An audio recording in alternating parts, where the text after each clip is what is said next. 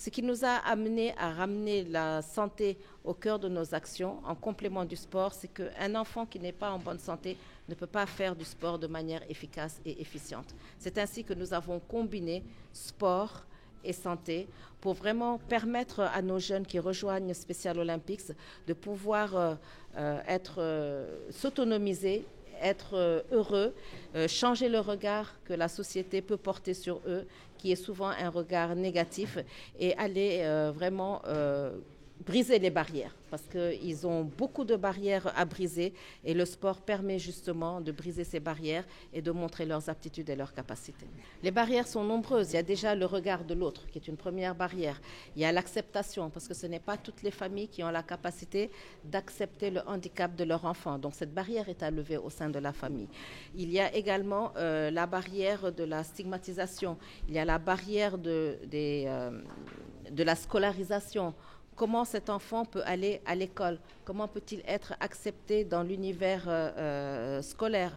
Il y a également la barrière de la communication. Souvent, il a des difficultés à communiquer. Donc les barrières sont nombreuses, et nous, à Special Olympics, nous essayons de capaciter l'enfant, mais également de capaciter la famille, d'accompagner la famille pour qu'elle soit un levier sur lequel l'enfant peut s'appuyer pour vraiment éclore.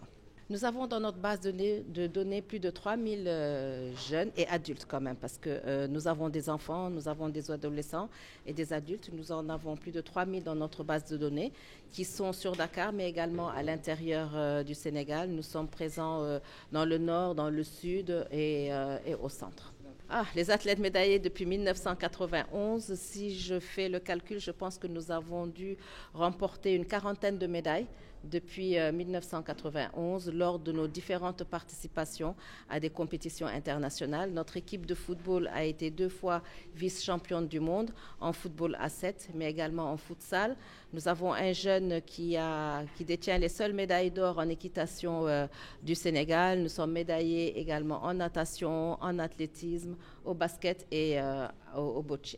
Alors, la question de la scolarisation est extrêmement importante, parce qu'aujourd'hui au Sénégal, pour ce qui concerne la déficience intellectuelle, il n'y a qu'un seul centre public qui est le CEFDI, et tous les autres centres qui existent sont des centres privés et qui sont majoritairement concentrés sur Dakar. Ce qui veut dire que dans les autres régions, il n'y a pratiquement pas de structure scolaire pour la prise en charge de ces jeunes, ce qui pose beaucoup de difficultés aux enfants et à leurs familles. Oui, au départ, très difficilement, parce que déjà, pour la première étape, j'ai eu mon fils Tidjane, qui a aujourd'hui 17 ans, et qui est à Special Olympics depuis 2017.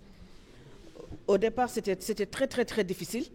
Et comme tout parent qui a un enfant atteint d'une déficience intellectuelle, les questions qu'on se pose quotidiennement, c'est qu'est-ce qu'on va faire avec l'enfant? Et qu'est-ce qu'on peut faire pour que demain, l'enfant puisse réussir par rapport aux autres enfants dits normaux?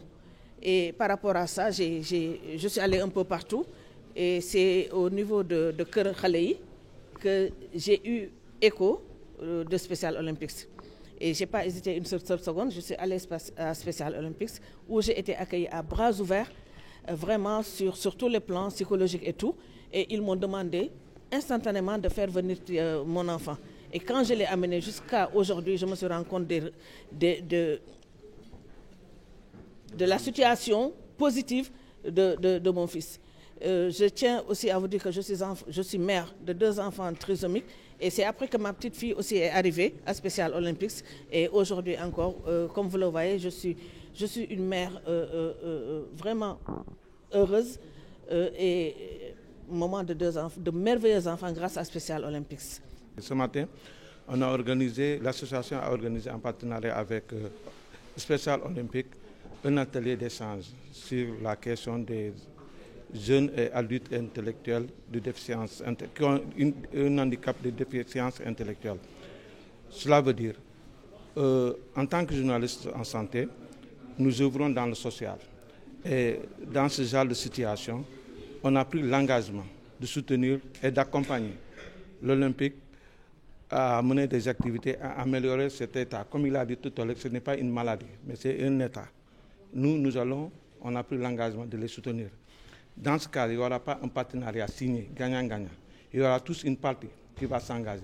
Et cette partie qui va s'engager, ce sera nous les journalistes. On va s'engager à les soutenir, à les accompagner pour améliorer la situation de tous les Sénégalais qui sont dans cette situation. C'est ce que je voudrais ajouter. Et demander aux confrères de traiter l'information, d'utiliser les mots qu'il faut à la place pour éviter un peu de stigmatiser. Nous, on est formés dans ce cadre-là. Ne stigmatisons pas. Il faut donner la bonne information pour aider les familles qui cachent ces enfants de les sortir et qui bénéficient de la prise en charge comme tous les autres enfants et qu'ils soient des enfants épanouis. On va les accompagner à travers des reportages. Nous sommes des journalistes qui sont dans tous les organes de presse. Dès qu'ils nous sollicitent, on va répondre positivement et faire des articles, faire des reportages pour un peu aider ces familles à savoir qu'un enfant, chaque enfant naît avec un destin et qu'il faut, par la volonté de Dieu, accepter le destin et aider l'enfant à grandir dans la paix.